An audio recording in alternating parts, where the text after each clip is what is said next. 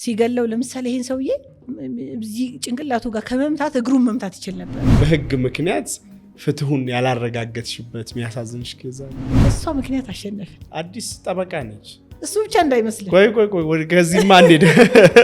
5 ሚሊዮን እንደው ዘካ የሚያወጣ ቢኖር ኢትዮጵያ ውስጥ አይደለም ሙስሊም ድሃ ሊኖር ኢትዮጵያ ውስጥ ድሃ ይገኝ ነበር? አይገኝም እኮ። ለምን አላረጋችሁት? ላይ እንዴት ደስ እንዳለ ማመን ነው ያቀጥ። ደስታዬ በእንባ ሁላ ነበር የገለጽኩት። ከአዲስ አበባ መስተዳድር ጋር ከመንግስት ጋር ነው ክርክሩን ያደረከው። የሞተውን ኬዝ ነው ነፍስ የዘራሁበት። በፍትህ ቋንቋ የዘገየ ፍትህ እንዳልተሰጠ ይቆጠራል ይባላል። 2 ዓመት ነው ማጠባኔ። ስንት ልጅ አጥብተሻል? እኔ አልነገር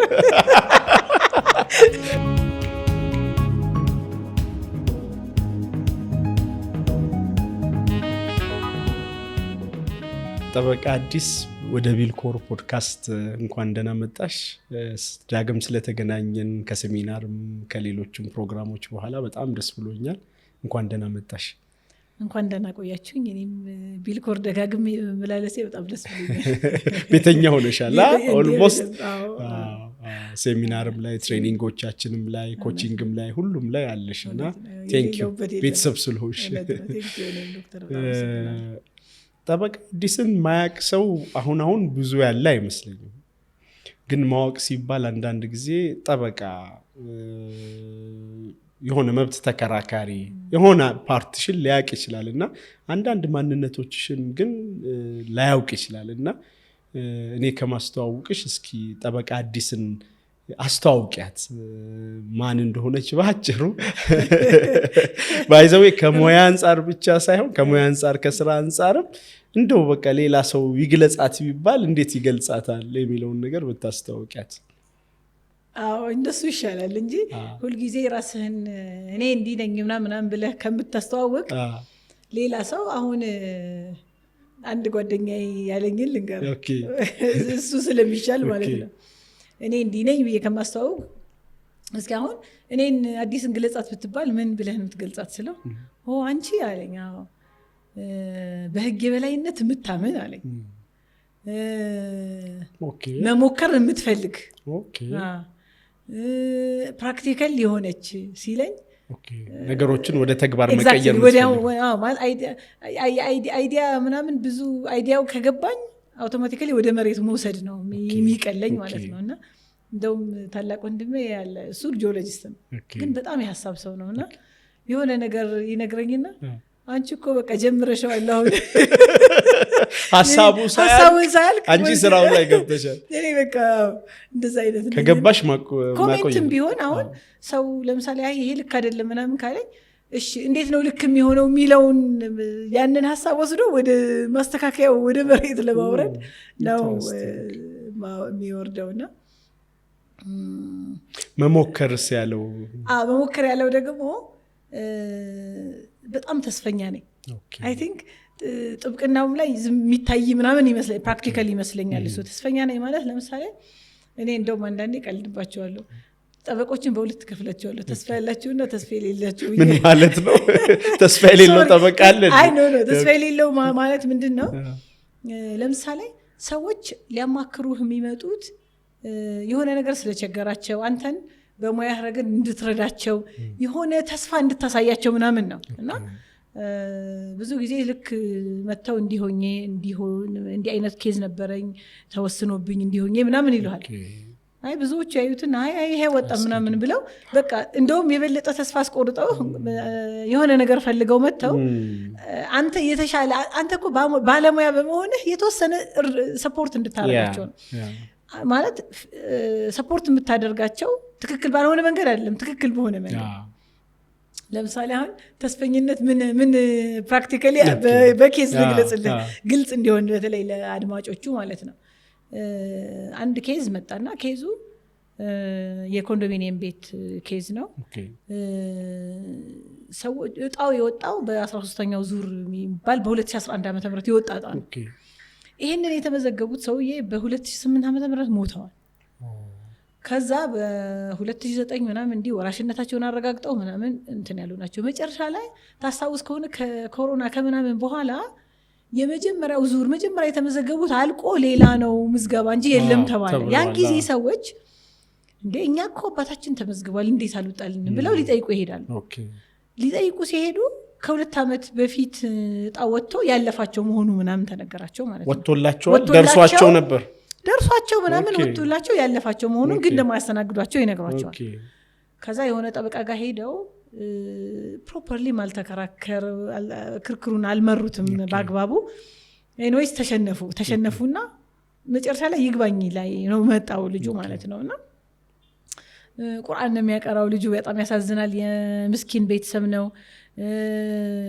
አባታቸው ሞቷል። እንግዲህ በቤት ኪራይ ምናምን የሚንከራተቱ ሰዎች ምናምን ናቸውና ሲመጣ ብልሽልሽ ያለ ኬዝ ነው። ከዛ አየሁትና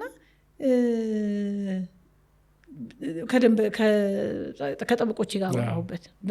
ከኔ ጋር ከአዲስ መሐመድ እና ጓደኞቿ ፈርም ነው ድርጅት ነውና ከነሱ ጋር ተሰብስበን አወራንበት። እንደዚህ ብዬ ምናምን ሳወራቸው በቃ አንቺ ደግሞ ይሄ ጥብቅና ነው እንጂ እናትነት መሰለሽ እንደ ይሄ ሞተ ኬዝ እኛ አንይዝም በቃ ምናምን ብለው በቃ የሆነ ብቻ አብጠለጠሉኝ አይነት ማለት ነው። በኋላ እኔ ግን የሆነች ነገር ታይታይ ነበር። በቃ የታየችኝ ምን እንደሆነ ታውቃለህ ዶክተር? ሀቅ ነበራቸው እነዚህ ሰዎች። በቃ አሁን በህጉ በምናምኑ ብትሄድ የተዘጋ የሚመስል ነገር ነው በቃ ማለት እንትን አልነበረውም። ከዛ በቃ እሺ እንደሱ ከሆነ እኔ ራሴ ይዤው ሄዳለሁ አልኩኝና ይዤው ሄድኩኝ። ይግባኝ ጠየቅኩኝ። መጨረሻ ላይ ፍርድ ቤቱ የመጀመሪያ ደረጃ ፍርድ ቤት ላይ እያለ ምን የምትል ክርክር አንስተው ነበር። ክሱ ግልጽነትም የጎደለው ነበር። ከመጀመሪያውም ብያለሁ ዲፌክት ነበረውና እሷን ፓርት እናሻሽል ብለው እንኳን ሲጠይቁ መፍቀድ ነበረበት። የሚያሻሽሉት ነገር እንኳን ምን እንደሆነ አላወቀም ፍርድ ቤቱ። ይሄንን ሳያቅ ነው ምስክር ምናምን ሰምቶ አይገባችሁም ብሎ የወሰነው የዘጋው። አንዳንድ ጊዜ እኮ በጣም ፍትሃዊ ሰው ታገኛለህና አዎ ይሄ ማለት የሚሻሻለውን ነገር እንኳን ቢፈቅድላቸው ኖሮ እነዚህ ሰዎች የሆነ እድል ይኖራቸው ነበር። መጨረሻ ላይ ምን ብሎ ይግባኝ ፍርድ ቤቱ ውሳኔ ሰጠ። ተመልሰው ሄደው ክርክር ያደርጉ ብሎ ውሳኔ ሰጠልን ማለት ነው። ወላሂ እንዴት ደስ እንዳለ ማለት ነው። ያቀጥ በጣም ኢንተረስቲንግ ነበር። ከዛ ልክ ስር ፍርድ ቤት ሲሄድ እኔ ክሴን በዛ መንገድ ተከራከሩ ተባላል። ክሴን ላሻሽል ክላሪቲ እንዲኖረው ብዬ ክሴን አሻሽል በደንብ ክሊር አድርጌ አቀረብኩት ማለት ነው። ልክ ክሊር አድርጌ ሳቀርበው ሰዎቹ ትክክል ነው ቀኑ አልፏቸዋል ምናምን የሰሙበት አግባብ አልነበረም። በመመሪያ አለ መመሪያ ቁጥር 3/2001 የሚሉት ከአዲስ አበባ መስተዳድር ጋር ነው ክርክሩ የነበረው ማለት ነው። ከዛ እዛ መመሪያ ላይ ምን የምትል አንቀጻለች? ሰዎቹ ሊዋዋሉ አይገባም የሚባለው በጋዜጣ ስማቸው ከወጣ ከ60 ቀን በኋላ ከመጡ ነው የሚለው። በጋዜጣ ስማቸው ከወጣ ከ60 ቀን በኋላ ነው የሚለው። ይሄ ማለት እነዚህ ሰዎች በጋዜጣ አልወጣም በወቅቱ። ለምን መሰለ? ኮሮና ነበር። ኮሮና ስለነበረ በጋዜጣ አልወጣም። እነሱ ምን አደረጉ? በአዲስ አበባ መስተዳድር በዌብሳይቱ ገልጸናል፣ በቲቪው ገልጸናል፣ በሬዲዮ ገልጸናል ሰምቲንግ ምናምን። በፍጹም በቃ እኔ በጋዜጣ ከወጣ ማለት ማንዳቶሪ ስለሆነ በጋዜጣ ከወጣ በኋላ ነው የሚለው። ከዛ በኋላ አየሁ አይደል የትርጉም እንትን የአንድ ወርዲንግ ከፊትና ከኋላ መሆን። በጋዜጣ ከወጣ በኋላ ማለት በሌላው የሚገለጻል አይደለም። ይሄኛው ማንዳቶሪ ነው። ከዛ ቀጥሎ ደግሞ በሌሎች የሶሻል ሚዲያ አማራጮች ወይም ደግሞ እንደ ተጨማሪ ነው እንጂ ዋና ያኛው ነው ከተገለጸ በኋላ ነው የሚለው እንጂ በሷ ምክንያት አሸነፍን ይሄንን ጊዜ። ከዛ በኋላ እንግዲህ አስበዋል ተመለሰላቸው ቤቱን አገኘ። How do you feel about it? ያ አላህ እኔ ማመን ያቃተኝ በቃ የመጨረሻ እሱ ብቻ እንዳይመስልህ። ቆይ ከዚህማ እንዴት ገለሽው ደስታሽን? የምር በዛ ሞመንት ላይ አሁን አንቺ ብዙ ጊዜ እንዲህ የሆነ ማይመስልን ኬዝ አሸንፈሽ ምናምን ስጨርሺ እንዴ how do you express feeling? መጀመሪያ የእውነት እንዴት ገለሽ? የእውነት በቃ ማለት ደስታዬ በእንባ ሁላ ነበር የገለጽኩት የእውነት ማለት ነው። አንዳንዴ ይሄ ኢሞሽናል ፓርት አለው በጣም ማለት ምን እንደሆነ ታውቃለህ? አንደኛ ሰዎቹ ይሄ ፕሮፐርሊ መክፈል የሚችሉ ሆኖ ምናምን አይደሉም። ምስኪን ሰዎች ነው የረዳኸው። ልጆቿን ይዛ በየኪራይ ቤት የምትንከራተት ሴት ናት። ከአዲስ አበባ መስተዳድር ጋር ከመንግስት ጋር ነው ክርክሩን ያደረግከው። የሞተውን ኬዝ ነው ነፍስ የዘራሁበት እንዴ በቃ የሆነ በጣም ማለት እኔ እንደሰጠኋቸው እኔ በቃ ኮንዶሚኒየም እንደፈቀድኩላቸው በራሴ ስልጣን አይነት ፊሊንግ ነው ያለው እንጂ እንትን አይደለም። እሱ ብቻ እንዳይመስልኝ ምን ብሎ ሌላ መጨረሻ ላይ ራሱ ፈጽሙ ሲባሉ ኃላፊውን አስራለሁ ተብሎ ፍርድ ቤቱ ትታሰራለህ ይሄን ካልፈጸምኩ ተብሎ ነው የፈጸመው ሁላ። ከዛ በኋላ ደግሞ አይ በድሮ ልክ ልንዋዋል ስንሄድ በድሮ ዋጋ ካልሆነ በስተቀር አንዋዋልም ብለን እምቢ አልን። በዛ ዋጋ ዋውላቸው ተብሎ ትእዛዝ ተሰጠና እንዴት በቃ ገብቶሃል አይደል? እንትን ይፈልጋል፣ ተስፈኛ መሆን ይፈልጋል። በቃ አሁን እኔ አይ በቃ ይሄ ኬዝ እኮ የሞተ ኬዝ ነው እኔ ምናምን አልደክምም ብለህ ብትተው ፓሽን ይፈልጋል። የሆነ በቃ ማለት ለሆነ ለገንዘብ ለምናምን ሊሆን ይችላል። የሆነ እውነትን የማወጣጣት ፍላጎት ከውስጥ የሚመጣ በቃ የሆነ እነዚህ ሰዎች እኮ አሁን እኔ ተሸንፈዋል። አሁን ሌላው ሰው አሁን ሌሎቹ ያዩበት አንግል እነዚህ ጉዳይ ተሸንፈዋል፣ ኬዙ ተስፋ የለውም ነው። እኔ ግን እነዚህ ሰዎች ሀቅ ነበራቸው አልነበራቸውም ነበር የኔ ፍለጋ ማለት ነው። ስለዚህ በጣም ብዙ ኬዞች ናቸው። እኔ ይሄን እንደ ምሳሌ ያነሳሁት እንጂ እንዲህ አይነት በቃ ሰዎች ሀቅ ኖሯቸው ብዙ ተድበስብሶ የሚቀርባቸው ፍርድ እኮ ሁሉም ፍርድ እኮ ሀቅ ላይ አይደለም የሚፈረደው። ስለተፈረደ ፍትሃዊ ነው ማለት አይደለም። ሰዎች ሀቀኛ ሆነው ገንዘባቸው ኖሮ ፕሮሲጀራል በሆነ እንትን ጥሰት ወይም ደግሞ ያካሄድች ፕሮሲጀራል ምንድነው ኢሬጉላሪቲ ነው የምንለው በእኛ ባካሄድ ጥሰት ወይም ደግሞ ባልና ሚስት ሆነው እያለ ንብረቱ የሷ ሆኖ እያለ ሌላው የማይመለከታት መታይ የተከራከረች የጋብቻ ምስክር ወረቀት ስለሌላት ወይ ከውጭ ሀገር ስታመጣ አውተንቲኬት አልተደረገም ተብሎ ውድቅ ይደረጋል። ያ ማለት ግን ያ ፍርድ ያቺ ሴትዮ ስላልተፈረደላት ፍትሃዊ ነው ግን ማለት አይደለም። ገብቶኛል። እንትን የሆነ ፎርማሊቲ ባለማሟላት ነው። አሁን አንዳንድ ጊዜ ፍርድ ቤቶች በህግ በፍትህ በርትዕ ለመወሰን ይገባቸዋል ይላል ብዙ ጊዜ። ምን ይመስላል አሁን ይሄ ማለት እኮ ምን ማለት መሰለ? በህግ መሰረት ማለት የተደነገገ የተጻፈ ሁሉም ህግ የኛውም ዓለም ያኛውም ዓለም የሚተዳደርበት ህግ ማለት ነው። ቁርአንም እኮ ህግ ነው፣ መጽሐፍ ቅዱስም ህግ ነው። በቃ እንደዚህ ካደረጋችሁ እንዴት አደርጋላችሁ የተጻፉ ህጎች የምንከተላቸው መመሪያዎች ማለት ነው። ይሄ አይፈቀድም ተብሎ ግልጽ ክሊር የተደረጉ ማለት ነው። ፍትሃዊነት ግን ምን የተጻፈው ህግ እንዳለ ሆኖ ለምሳሌ እንትን ሰውን የገደለ ሰው 10 ዓመት ይቀጣል ብሎ አስቀምጦታል። ይሄ ህጉ ነው። ህጉ ክሊርሊ ያስቀምጠው ማለት ነው። ርትዕ፣ ጀስቲስ፣ ፍትህ፣ ፌርነስ ምናምን የምትላቸውን ይሄንን ሀሳብ ግን የምታመጣው እንዴት አድርገህ ነው ፍትሃዊ የምታደርገው? ኦኬ ይሄ ሰውዬ ይሄንን ሰውዬ ገደለው፣ ለምንድን የገደለው? ምን አድርጎ? ለምሳሌ ሰውዬው በሌለበት ሚስቱና የአንፌርሊ ነክቶበት ቢሆን ያ ሰውዬ ይሄን ሰውዬ እንዲገለው የሚያደርግ ኢሞሽናል ፓርት ነበረው ወይ? ሰውየውን ፐርፐዝሊ መግደል ፈልጎ ነው ወይ የገደለው? ያንን ለማድረግ የሚያነሳሱ ነገሮች ነበሩ? ኮንሽስ ነበረ ወይ? ወይም ደግሞ ሆን ብሎ ነው የፈጸመው በቸልተኝነት ድንገት በሆነ ወይም ደግሞ እንደዚህ አይነት ውጤት ያመጣል ብሎ ባላሰበው ሁኔታ ነው ምናምን የሚለውን ፍትሃዊነት ማለት እነዚህ ናቸው። ከዛ ልክ ፍትሃዊ የሚሆነው ከህግ ባሻገር ነው ማለት ነው። ከህግ አሁን ህጉ የተቀመጠው በቃ 10 ዓመት ይቀጣል፣ 15 ዓመት ይቀጣል፣ 25 ዓመት ይቀጣል ብሎ አስቀምጦናል። በዚህ ሬንጅ ውስጥ እንድትመላለስ ደግሞ ይፈቀዳል ማለት ነው።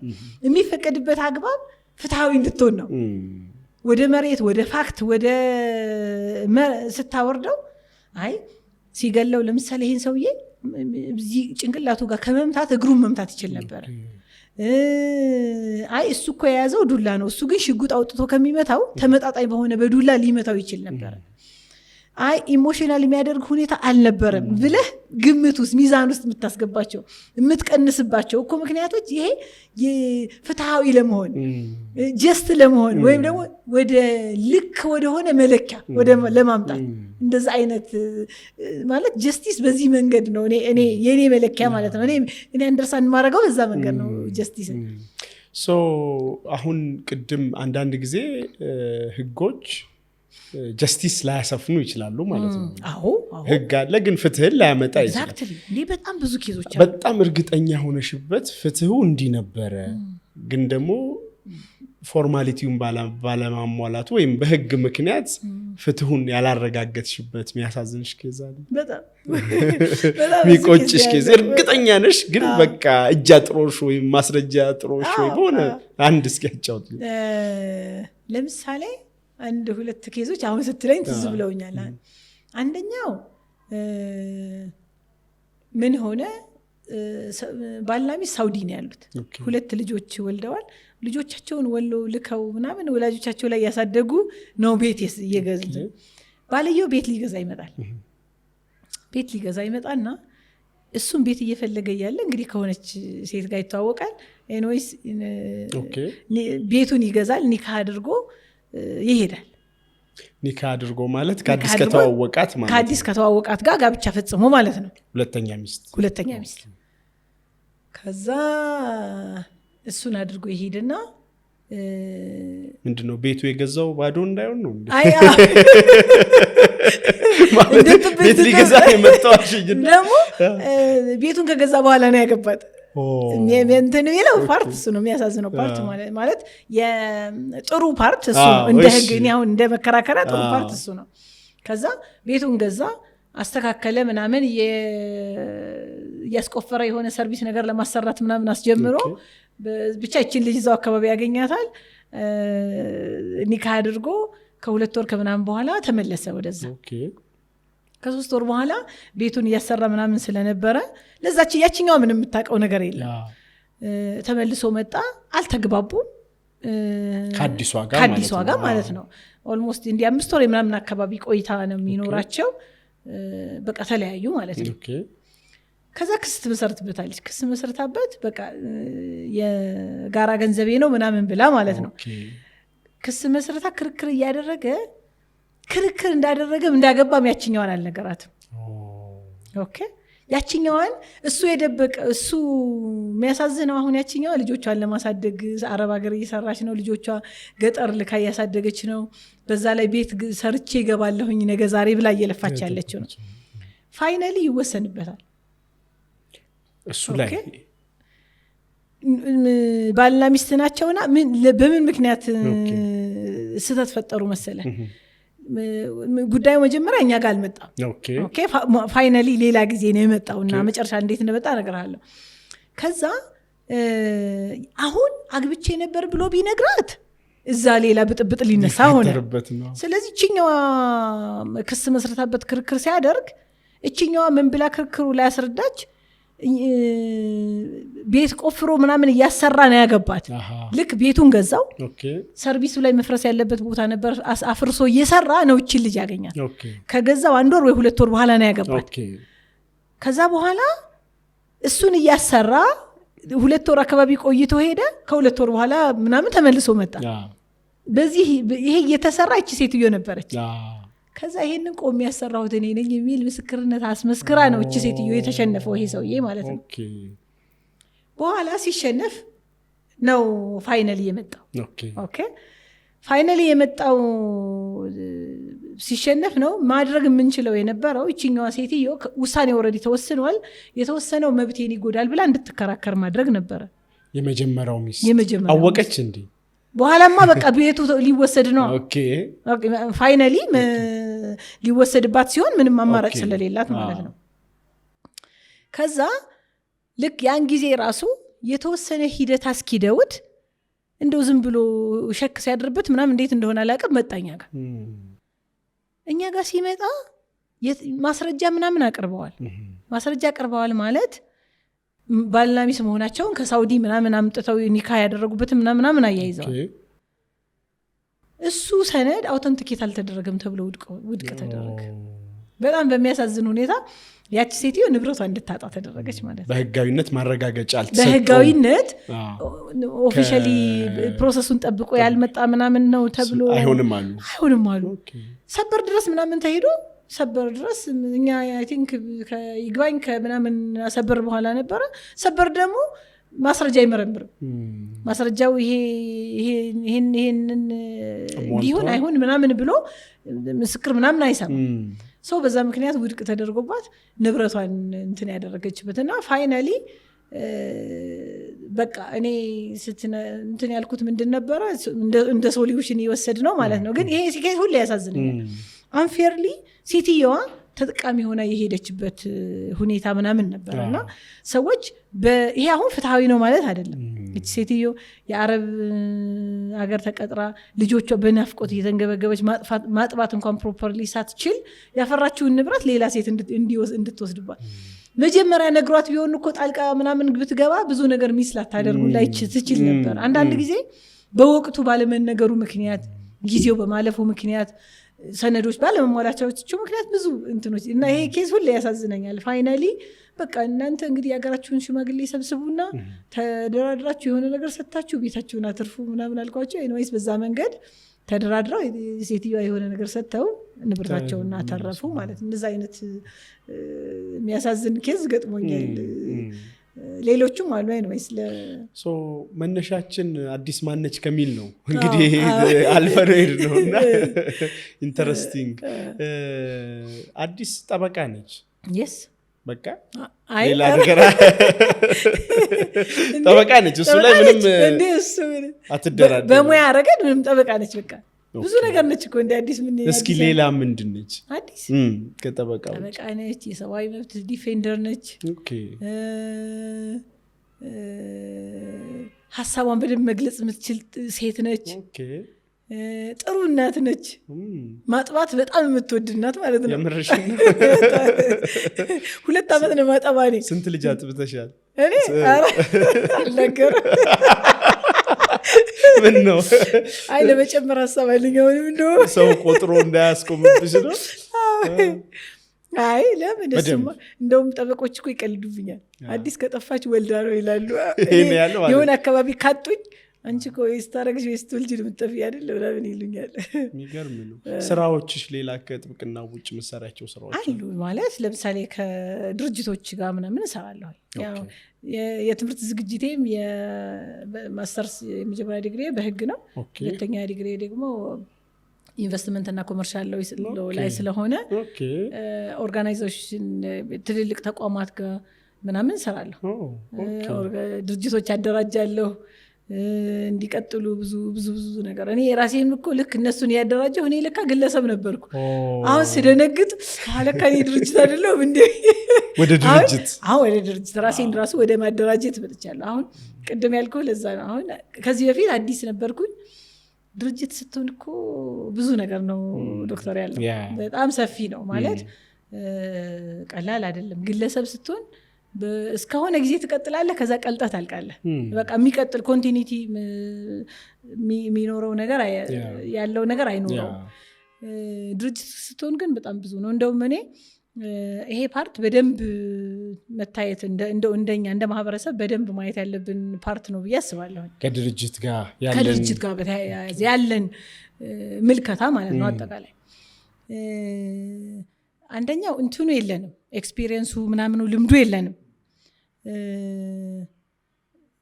ድርጅት ካልሆንክ ብዙ ነገርህን ነው የምታጣው፣ ብዙ ነገርህን ማለት ነው። ድርጅት ስትሆን ግን በጣም ብዙ ነገር ታገኛለህ። መጀመሪያ የሚጀምረው ከህጋዊነት ነው። ህጋዊ ትሆናለህ መጀመሪያ። በቃ ግለሰብ ስትሆን ግለሰብ ነህ። በቃ ምንም እንትን የሚቀጥል ነገር አይኖርህም። ህጋዊ ትሆናለህ። የመጀመሪያው ነገር እሱ ነው። ሲስተም ይኖርሃል። ሁለተኛው ደግሞ ሲስተም ይኖርሃል። የሚለካ ነገር እንዲኖርህ ያደርግሃል። ሲስተም ሲኖርህ ደግሞ ለምሳሌ እንደው ፒኤልሲ ቢሆን ሸር ካምፓኒ ቢሆን የሆነ ኢስላሚክ ማህበር ቢሆን እቁብ ብድር ምናምን ሁላ ሊሆን ይችላል። የእንትኑ እንደ ኤሪያው መስፋትና መጥበብ የተለያየ መመሪያ፣ ህግ፣ መተዳደሪያ ምናምን ሊኖረው ይችላል። ግን ድርጅት ናቸው እነዚህ ሁሉ ስታያቸው ድርጅት ናቸው። በጣም ጠንካራ በሆንክ ቁጥር ለምሳሌ ሲስተም ስትፈጥር ሚሽን ይኖርሃል፣ ቪዥን ይኖርሃል፣ መድረስ የምትፈልግበት ነገር በግልጽ የሚታወቅ ይሆናል፣ አደረጃጀት ይኖርሃል። ስትደራጅ ደግሞ አስበህ አልመህ አቅደህ ማለት ግልጽና የሚታይ ነገር ይኖርሃል ማለት ነው። ሲስተሙን ስትዘረጋው በሰው ኃይል ሊሆን ይችላል። ሲስተሙ የምትዘረጋው ዝም ብሎ በዘመድ ምናምን ተሰብስበህ ምናምን አይደለም። ሲስተም የምትዘረጋው ቴክኖሎጂ ትጠቀማለህ።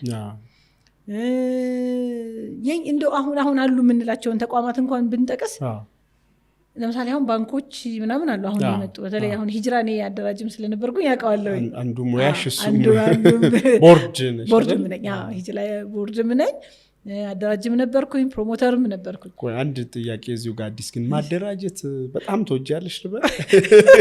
ብዙ ቦታ ስታደራጅ ያለው ስራዬ ነው ዶክተር። ኦኬ አንደኛ ስራሽማ ጥብቅና ነው። አይ ነው ጥብቅናው እንዳለ ሆኖ ለምሳሌ እንደዚህ አይነት ድርጅቶች እኮ ህጋዊ ስርዓት እንዲኖራቸው ማድረግ የኛ ስራ ነው።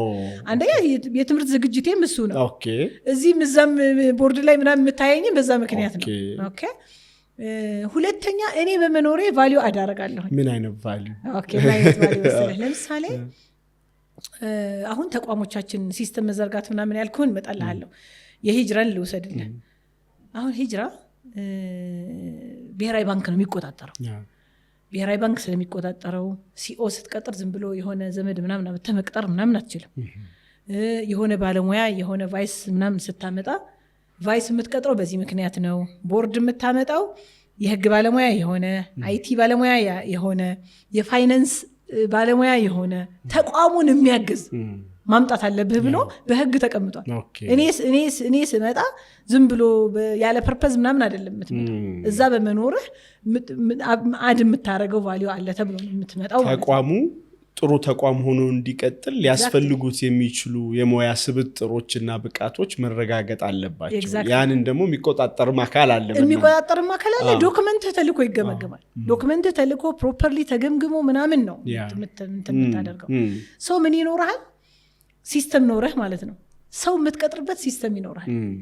እቃ የምትገዛበት ሲስተም ይኖራል። ማኑዋሎች ይኖራል። ቴክኖሎጂ የምትጠቀምበት ስርዓት፣ አሰራር ምናምን በዘፈቀደ የሚሆን ነገር የለም። የሆነን ሰው ዝም ብለህ አምጥተህ ዝም ብለህ አታባረው። ገንዘብ ብትፈልግ ቦርድ ስለሆንክ የሚሰጣል እንዴ? ምንም ማውጣት ምናምን አትችልም። አንዳንዴ ግን ማለት ትንሽ ነገሮችን አያቀልም። በፍጹም እንዳታስበው። እኔ አላሰብኩትም።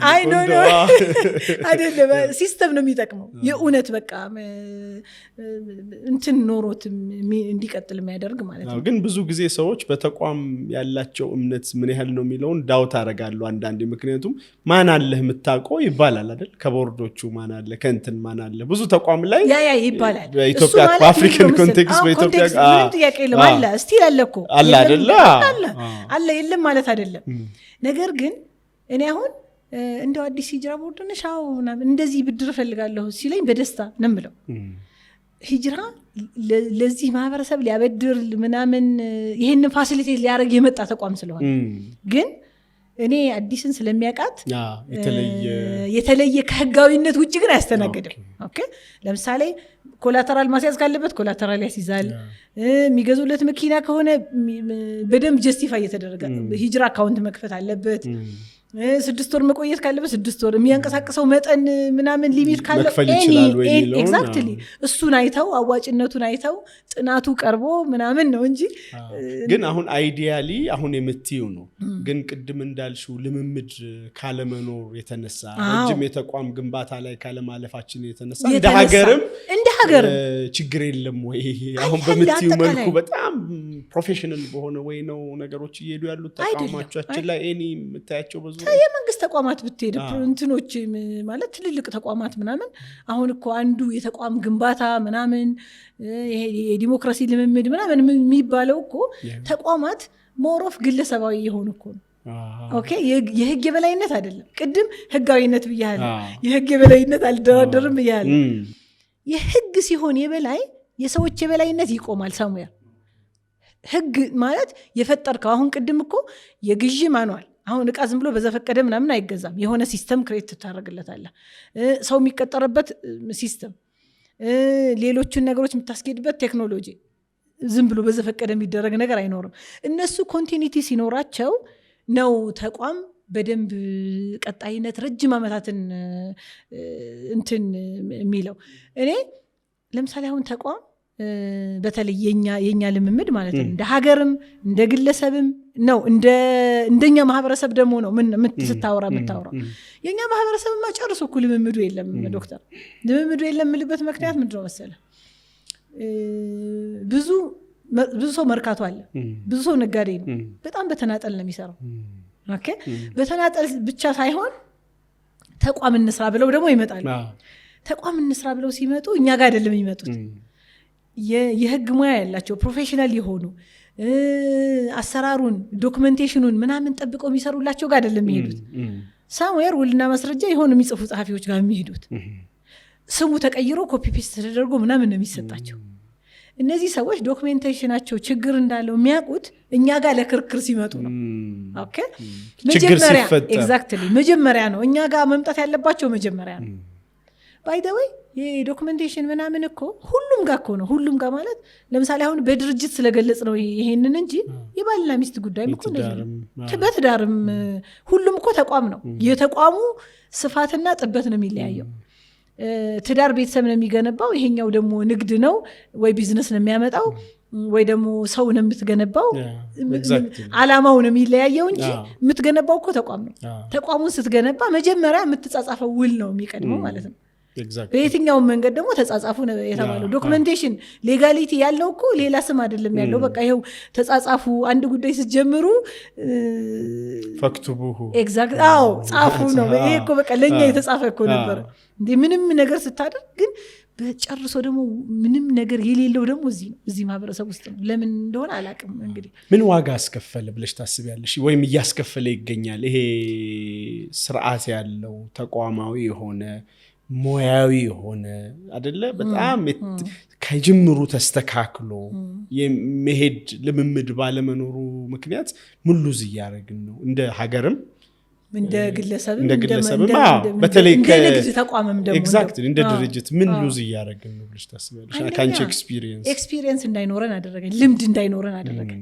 ኦኬ ቅድም እንዳልኩህ ተቋም ሲኖርህ መንግስታት ያምኑሃል፣ ተገቢ ጊዜ ታገኛለህ፣ ልምድ ታገኛለህ፣ እውቀት ታገኛለህ፣ ከሌሎቹ ጋር የመስራት እድል ታገኛለህ፣ ብዙ ነገር ታገኛለህ። ተቋም ስትሆን አንድ ተቋም ተፈጥርና ለምሳሌ አሁን ቢልኮር አይደለም የምናወራው። ቢልኮር ቢላል አሁን ሌላ ቢዝነስ መፍጠር ካስፈለገህ ሌላ ፒኤልሲ ምናምን ሸር ካምፓኒ ምናምን አያስፈልግም። በዚሁ ካምፓኒ ስር ሪል ስቴት ልትመሰረት ትችላለህ። በቢልኮር ስር ኢምፖርት ኤክስፖርት ልትመሰረት ትችላለህ። ሚድሮክን እኮ ማየት እንችላለን። ሚድሮክ 22 23 ካምፓኒዎች ምናምን ነው ያሉት። ማለት እያንዳንዱ ካምፓኒ ራሱን የቻለ ስርዓት፣ ቅጥር፣ ማዕድን የሚያወጣው ማዕድን ያወጣል፣ ፋብሪካ የሚያመርተው ፋብሪካ ያመርታል። ዘርፉን እያስተካከልክ በዛ መንገድ መሄድ ትችላለህ። እኔ እንትን ቸኮሌቱ ስሙ ጠፋኝ። ሀርሽ የሚባል ቸኮሌት አለ አታውቀውም? ቸኮሌቱ አይ ዶንት ኖ ሀርሺ ፓርክ ነው የሚለው፣ ግን ከዚህ ጋር የተያያዘ ነው የቸኮሌቱ ስም የሚሳረኩ አሜሪካ ነገር ነው ያየሁትና ያ ካምፓኒ በ1886 ሰምቲንግ ነው የተመሰረተው። ያ እንትን ቸኮሌት ፋብሪካ ነው። በጣም የታወቀ ብራንድ የሆነ ቸኮሌት ፋብሪካ ነው። እኔ የጎበኘሁት የዛሬ 8 ዓመት ምናምን አሜሪካ ነገር ፊላዴልፊያ ምናምን የሚባል ኤሪያ ነው የጎበኘሁት። እና ዶክተር እንትኑ ፋብሪካው ብቻውን ድፍን አዲስ አበባ እንደሚያክለው እና እንትኑን ስታየው በቃ የተቋምን ቫሊዩ በጣም ይገባሃል። በቃ የቅድመ አያታቸው ነው ያንን ፋብሪካ የመሰረተው። ፋብሪካው ሲመሰረት ምን ስታተስ ላይ እንደነበረ ያሳያል። ከዛ በኋላ ቀጥሎ የነበሩ ልጆች እንዴት እንዳስቀጥሉት አሁን የልጅ ልጆች አራተኛ ጀነሬሽን ላይ ነው ያለው። አንደኛ የፋይናንስ እንትኑ እያደገ እንዲሄድ አድርጎታል። ሁለተኛ ሲጀመር ከነበረው ፋብሪካ አሁን ቻይልድ ወርልድ የሚባል መጫወቻ ቦታ አለ። ራሱ ሰው ከሌላ ቦታ ሙቭ አድርጎ ምናምን ሄዶ የሚጫወተው ምናምን ትልቅ የህፃናት መጫወቻ እንትን አለው። በቃ ማለት ዓለም ላይ አሉ የተባሉ መጫወቻዎች በሙሉ አሉ። ሰው ቢዝነሳቸውን ኦርጋናይዜሽናቸውን ምንም ይሄ በቃ ከማህበረሰቡ እንዳይላቀቅ አድርገው ገንብተውታል። ትሄዳለህ፣ ትጎበኛለህ። መጀመሪያ ስትገባ የጉብኝት የቪዚቲንግ ነው ፕሮግራም ራሱ ስታሲዝ ቪዚቲንግ ነው ያለው። ልብስ ይሰጣል ምናምን፣ ትገባለህ። በመኪና የምትጎበኘው በመኪና ትጎበኛለህ። ከዛ በኋላ የመጫወቻ ቦታ ሄዳለህ። የመጫወቻ ቦታ ስትሄድ እዛ በመሄድ ምክንያት በጣም በርካሽ ያንን ቸኮሌት በጥፍ ውጭ የምትገዛውን በርካሽ እንድትገዛው ትደረጋለህ። ገበያውንም ሁሉንም ነገር አስተሳስረውት ቀጥሏል። በቃ ይሄ ተቋም ኤክስፒሪየንስ እያገኘ እየጨመረ እያሰፋ ምናምን ይቀጥላል። 4 ጀነሬሽን በቃ ሌጀንድ ሆኗል። ስለዚህ ከትውልድ ትውልድ ይቀጥላል። መግዘፍ ይችላል። ትልቅ ኤክስፒሪየንስን ኦልሞስት እኮ ሀገር ባያቸው እኮ ያላቸው ካፒታል ምናምን ስታይ ሀገር አልኩ። በቃ እንትኑን ባይ ዘ ወይ ሲሄዱ ራሱ ዊኬንድ 2-3 ቀን ይዘው ነው የሚሄዱት። የጫወታውን ያለውን እንትና ምናምን ስለማትጨርሰው አይተህ ምናምን ስለማትጨርሰው አትጨርሰውም። በቃ ሀገር ናቸው፣ በራሳቸው ተቋማት ናቸው። የምን ተቋም? የቢዝነስ ተቋም። የቢዝነስ ተቋም ሆኖ ግን ሀገር መሆን ይቻላል። ገብቶሃል አይደል? እና እኔ አሁን እንደ ሀገርም ነው እንደው ተቋም ግንባታን በተመለከተ የሆነ በቃ በጣም ፓሽኔት የሆነ ሰው ሲመጣ የሚያስቀጥላቸው ይሄ ደግሞ ዝም ብሎ ሳይፈለግ ደግሞ ምናምን የሚሉ ሳይሆን ሁልጊዜ በቃ የሆነ ጀስቲስ ከሆነ ሲስተሙ ሁልጊዜ ለማንም ለአንተም ለእኔም ለድሃዋም ለሀብታሟም ለፖለቲከኛውም ለባለስልጣኑ እኩል የሚያገለግል ተቋም ትረስት የሚያደርገው ኢንቨስተሩም ሲመጣ አይ የጀስቲስ ሲስተማቸው እኮ እኔ የሆነ ነገር አንፌርሊ ቢወሰድብኝ ተከራክሬ ያስመልሳለሁ የሚል ትረስት የሚያድርበት መሆን ግን ያ መች ነው የሚኖረን? አሁን አንድ መጽሐፍ ላይ ዋይ ኔሽንስ ፌል የሚለውን ታውቂዋለሽ? እና ሀገሮች የሚወድቁት አካታች የሆነ ኢንስቲትዩሽን ተቋማት ስለሌላቸው ነው ብሎ በደንብ ያትታል። እና ሁሌ የተቋም ጉዳይ ሁሌ የሚያሳስብ ጉዳይ ነው። እና አት ፖይንት መቼም ልምዱ የለንም እያለን አንከርም። ምክንያቱም ስንት ዓመት ኖርን አይደል? የሆኑ ተቋሞች ኖሮ እኮ ኖሩ አይደል? አሁን ለምሳሌ አንቺም አይ ቲንክ አማካሪ ሆንሽባቸው ተቋማቶች አሉ። ለምሳሌ ፌዴራል መጅሊስን ማየት ትችያለሽ። አማካሪ ነሽ፣ ተሳሳትኩም አይደለ? ሶ እንዴት ነው ላይክ ለምሳሌ ምን አሳጣን? እሱን ለምሳሌ ተቋም አለመሆን እኮ ግለሰባዊ መሆን አባት እንዳይኖረው ግማሽ ሚሊዮን ኦልሞስት የኢትዮጵያ ሕዝብ በለው ሰብሳቢ ሳይኖረው እንዲቀር አድርጎታል። ኦኬ አሁን ስትራቴጂክ የሆኑ ጉዳዮች ላይ ገና ለማሰብ በመታተር ላይ ነው ያለ ነው። ገብቶሃል? እንዲህ አይነት ነገር ስትራቴጂክ የሆነ ነገር እንዳታስብ ነው የሚያደርገን። ምክንያቱም በጣም የሆነ ግለሰቦች ይመጣሉ፣ የሆነ ሂሳብ ያስባሉ ምናምን። የሌጋሊቲ ኢሹም ነበረው እሱ። አሁን ነው ሌጋል የሆነው ህጋዊ ሆኖ በአዋጅ የተቋቋመው ማለት ነው። የሌጋሊቲ ኢሹ አንዱ የሱም ችግር ተቋማዊ እንትኑን አንዱን አሁን ልክ ተቋም ግን ሲሆን ተቋሙ አሁን ባለበት እንትኑ የተወሰኑ ማለት ግጭ ገቦች እንዳሉ ሆኖ ተቋም በመሆኑ ግን ምን ጥቅም ተገኘ የሚለውን ደግሞ ስታስበው የእስላማዊ ተቋማትን መዝግቦ እየሰጠ ነው። የውሃ የሚከፈል ጠፍቷል ተብሎ በየመስጅዱ ምናምን ይለመናል። ኤኒቲንግ ለሰራተኞች የሚከፈል የለም ተብሎ ምናምን ይለመናል። ሰው መስጠት ያለበትን መስጠት አለበት። ተቋም ሲሆን ግን አሁን ምን ማድረግ ይችላል መጅሊሱ? የ50 ሚሊዮን ሰው ያስበው። ሰው 50 ሚሊዮኑ ሙሉ ዘካ ማውጣት ሰው 10 ሚሊዮን አድርገው እንዶ 10 ሚሊዮኑም ተው 5 ሚሊዮን እንዶ ዘካ የሚያወጣ ቢኖር ኢትዮጵያ ውስጥ አይደለም ሙስሊም ድሃ ሊኖር ኢትዮጵያ ውስጥ ድሃ ይገኝ ነበር? አይገኝም እኮ። ለምን አላረጋችሁትም? ማለት እሱን እኮ ነው አሁን እሱን ነው እያልኩ ያለሁት እኮ። ገና አሁን ልምምዶ የለም። ተቋማዊ ለመሆን ራሱ ይሄ ኦርጋናይዝድ የሆነ አመታዊ እቅድ፣ ሾርት ፕላን፣ ሚዲየም ፕላን፣ የአጭር ጊዜ እቅድ፣ የረጅም የመካከለኛ የረጅም ጊዜ በቃ ይሄ ክሊር ሆኖ የሚታይ ቪዥን ሚሽን የለንም። ገብቶሃል አይደል? አሁን ልክ እኔ ለካ ሚሽን ሊኖረኝ ይገባል እንዴ? እኔ አሁን አንዳንድ ጊዜ በቃ የሚያላግጡ ቢውል ጠበቆች ምናምን አሉ። በጣም ኤክሰለንት የሆነ ሰርቪስ መስጠት እኮ ጥብቅና በቃ በጣም የሚያምር እኮ ልታደርገው ትችላለህ። አሁን ተቋሞቻችን ሚሽን የሆነ ማለት ይህንን ማህበረሰብ ከፍ ማድረግ፣ ይህንን ማህበረሰብ በእውቀት ነው ከፍ የሚያደርጉት፣ በፋይናንስ ነው ከፍ የሚያደርጉት፣ በምን መንገድ ነው የሚለውን እኮ ገና ነው። አሁን እንዴት አይነት ስትራቴጂ ነው የሚያስፈልገን የሚለውን ገና እየታገሉ ልምምድ ላይ ነው ያሉት እኮ በቃ እንትን ላይ አይደሉም። አሁን ማለት ይሄ በቃ እንዲህ መንገራገጭ ላይ ነው ያሉት። ሰፖርት መደረግ ያለባቸው ታይሚንግ ላይ ነው ያሉት። ገብቶሃል? የለማ ፕራክቲሱ ምናምን ነው የለም። ግን ምንድነው እኔ ኖርማሊ ያው ብዙ እዚህ ላይ እንድንቆይ አንፈልግም። ግን ማንኛውም ድርጅት የሚሄድበት ተፈጥሯዊ ሂደት አለ፣ ጊዜም ይፈልጋል ብዬ አስባለሁ።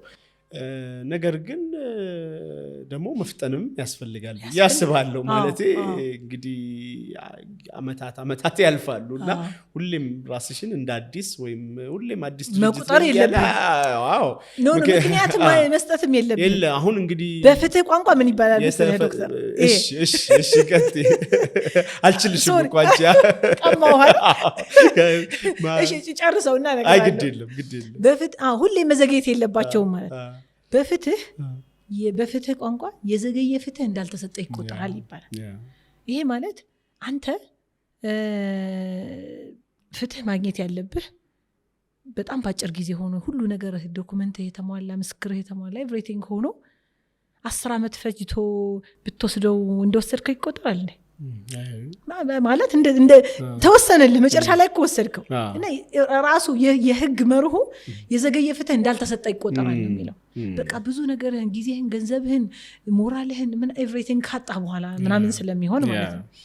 ሁልጊዜ አይ ሲስተም የለንም የሰው ኃይል የለንም ምናምን እያልክ ምናምን መቀጠል እኮ የለብህም። ነገር ግን እኔ እሷ ቃል ራሱ ብትጠፋ ከቮካብለሪ ሲስተም የለም የምትባለው አይ መሰረዝ አለበት። እኔ አሁን ግን አንዳንድ ጊዜ የትም ቦታ ላይ አሁን በቃ የሆነ ነገር ሲፈለግ ሲስተም ምንድነው ይሄ ሲስተም መቼ ነው የሚመጣው? ማንም ያመጣው ውሃ የለም ማብራት የለም ብለን እሺ ይቻላል። አሁን ደግሞ ትንሽ ቋንቋውን ዘመናዊ ያደረጉትና የለም ለማለት ሲስተም የለም ወደሚል ነገር ሳሙኤር መቆም አለበት። ትክክል ነው። ግን አሁን ቅድም ያልከው አንተ እኮ ነው አሁን አንድ ተቋም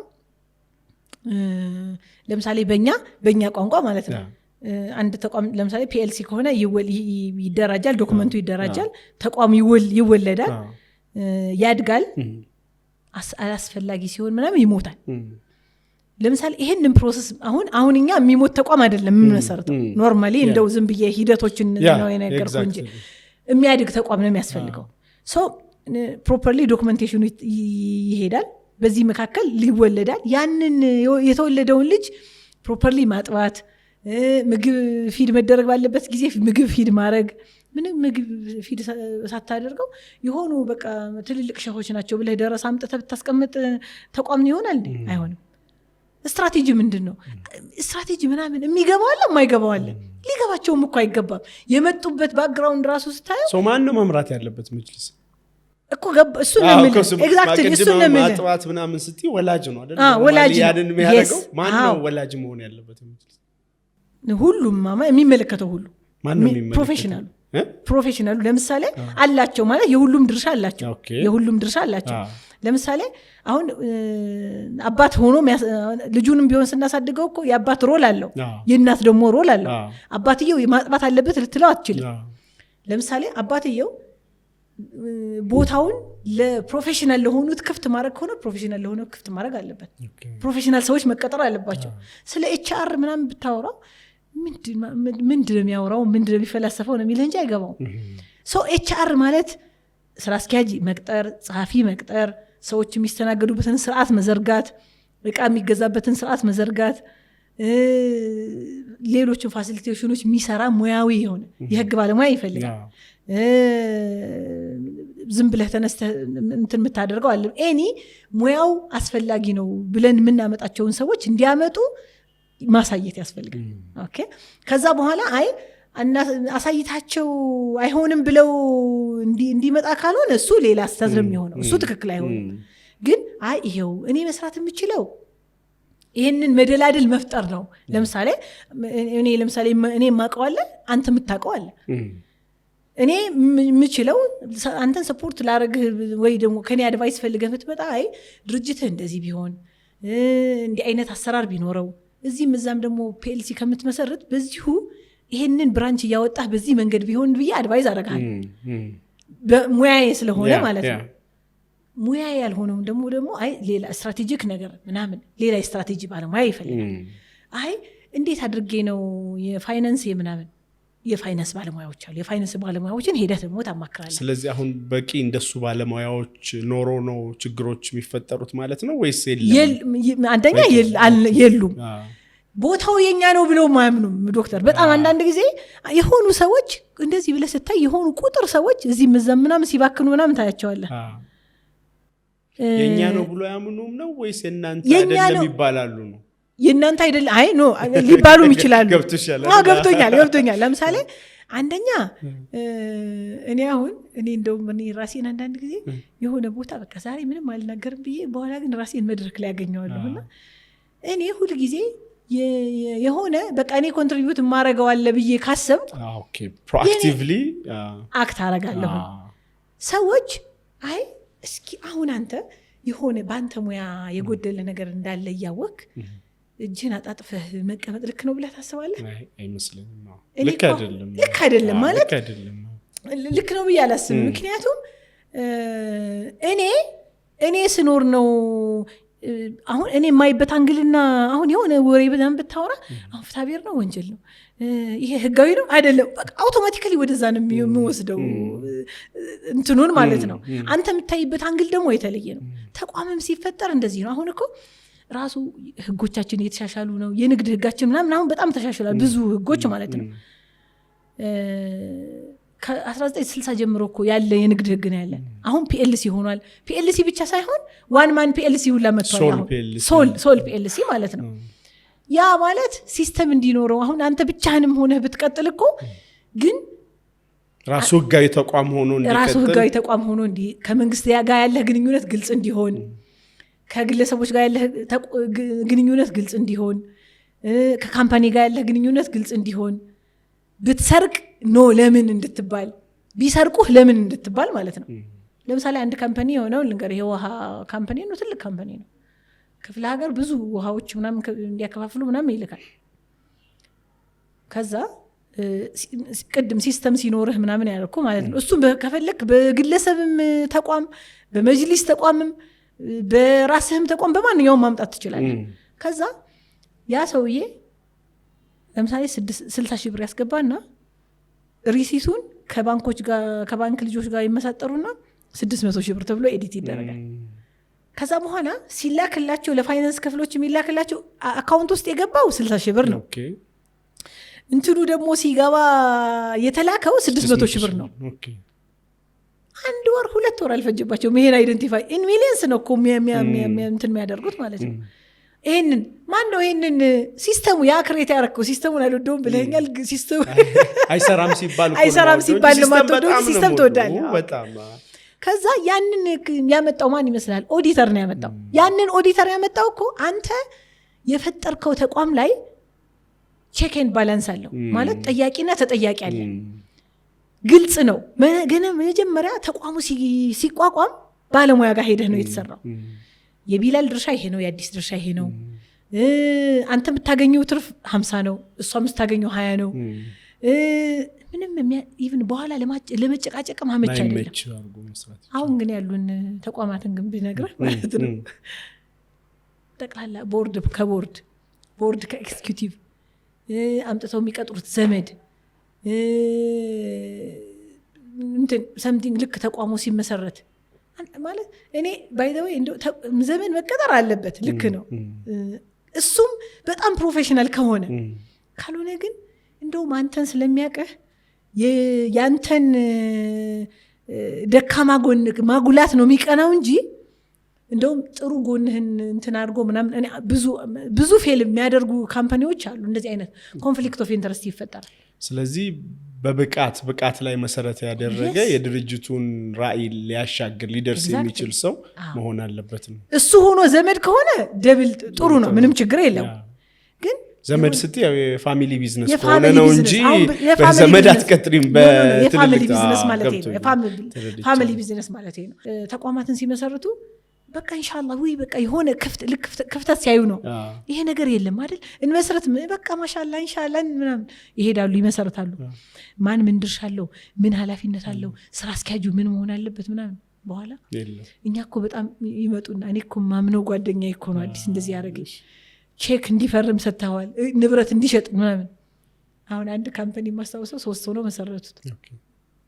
2 ዓመት ሙሉ ጓደኛቸው ነው፣ እያተረፈ ነው። ኤሌክትሮኒክስ የሚያስመጡት ምንድነው? ልጁ ካምፓኒ መስርቶ ለራሱ የራሱን ሌላ ትልቅ ሂውጅ ካምፓኒ መስርቷል። መጨረሻ ላይ ስሙ ብቻ ነው ያለው፣ በቃ ፍቃዱ ብቻ ነው ያለው። ፋይናሊ ይኸው እንዲሸጥ እንዲለውጥ ምናምን ስራ አስኪያጁ ሙሉ ስልጣን ይሰጠዋል። ምንም እነሱ የሆነ ቼክን ባላንስ የሚደረግ ፎርማት አላስቀምጡም። ቅድም ሲስተሙ ልክ መሆን አለበት። ሲስተሙ ከልካይ ሲስተም ሳይሆን ትክክል የሆነ አንተንም ሊጠብቅ የሚችል። አሁን ቅድም ያ ኦዲተር ያንን ተቋም የታደገው ለምን ይመስልሃል? ትክክለኛ ቼክን ባላንስ ሲስተም ስለተቀመጠ ነው። እንደዚህ አይነት አሁን ዝም ብሎ በምርቃና ምናምን ብቻ ሳይሆን በቃ እንዋደዳለን፣ እንተዋወቃለን፣ ዝምድና አለን ምናምን በሚል የሆነ ክፍተት ለመሙላት ምንም በቃ ኧረ አንተ ትብስ ምናምን ይጀመርና በኋላ ወደ ሪያሊቲው ሲመጣ ግን አላውቅህም ኬት ማን አንተ ምናምን ተባብሎ ብዙዎቹ አብሮ መስራትን እስኪጠሉ ድረስ አይደል ትራውማ እንደደረሰባቸው እንደው በቃ ለምን እኔ እንደው በቃ ስራ ሳልሰራ ለምን አልቀርም ምናምን ይላል። አንደኛ እነሱን ራሳቸው በጣም ዲስኦርጋናይዝድ እንዲሆኑ በሆነ ጉዳይ ላይ እውቀት እንዳይኖርህ ያደርጋል። ግን መጀመሪያ ስትመጣ ባለሙያ ጋር መተህ ቢሆን የተመሰረተው የምትሰሩት ስራ ምንድን ነው? ኦኬ ግልጽ ነው። ማስመጣት ነው፣ ኢምፖርት ኤክስፖርት ነው፣ ማኑፋክቸሪንግ ነው፣ ግልጽ ነው። ኦኬ ስታመርቱ ምን ጥሬ ዕቃ ይዘው ነው የሚያመርቱት? ምንድን ነው ወጫቸው፣ ገቢያቸው፣ የሚያገኙት ትርፍ ምን ያክል ነው? መቼ ነው የሚያተርፉት? በምን ስርዓት ነው የሚያተርፉት? ከመንግስት የሚያገኙት ምንድን ነው? ለመንግስት የሚሰጡት ምንድን ነው? እንደ ኤክስፒሪየንስ የሚያገኙት ምንድን ነው? እንደ ግለሰብ እኮ ስትሆን ሁሉ ነገር አሁን 200 ሰራተኛ ቢኖር 200ን ኮሚኒኬት ማድረግ ትችላለን። ሲስተም ስትዘረጋስ ራሱ ያናገራቸው ይወርዳል፣ ደረጃውን ጠብቆ ማለት ነው። ኤግዛክትሊ አንቺ ጋር መድረስ ያለው ደረጃ ይደርሳል፣ ተፋሰሱን ጠብቆ።